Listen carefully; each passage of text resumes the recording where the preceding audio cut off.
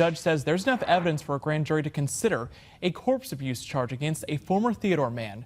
Now, in May, he was arrested in Florida in connection with a 2017 case. Now, the judge also denied a request to reduce bail. Brendan Kirby is in the studio with your coverage. And Brendan, this is the man who was found in Key West.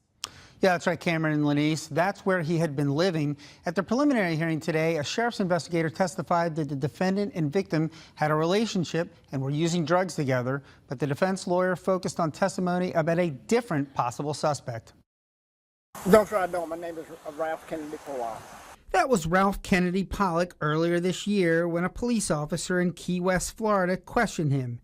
Investigators confirmed that he was the same man who had been wanted for years in relation to a missing woman in Theodore.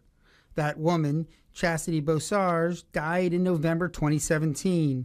A passerby found the body while walking his dog on Rebel Road near Bellingrath Gardens. An autopsy showed she died from drugs.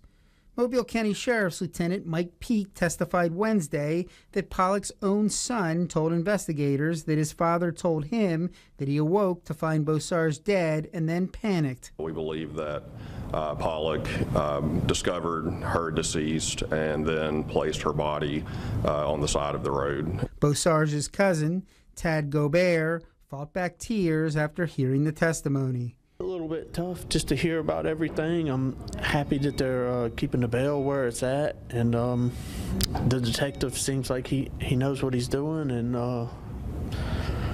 I just hope it all gets taken care of. Defense attorney James Brandyberg declined to comment after the hearing. Inside the courtroom, he challenged the credibility of certain witnesses and pressed the detective about an earlier suspect.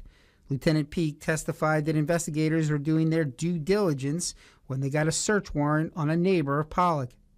Mobile County District Attorney Keith Blackwood says there was nothing connecting him to Beausarge. That person's phone was forensically examined, and there was no evidence found on that phone that was relevant to the case. Not so with Mr. Pollock. There was plenty of evidence there to contradict some things that he had told law enforcement. Gobert says he'd given up hope that his family ever would learn the truth. I never expected him to be found when we got the call on Mother's Day.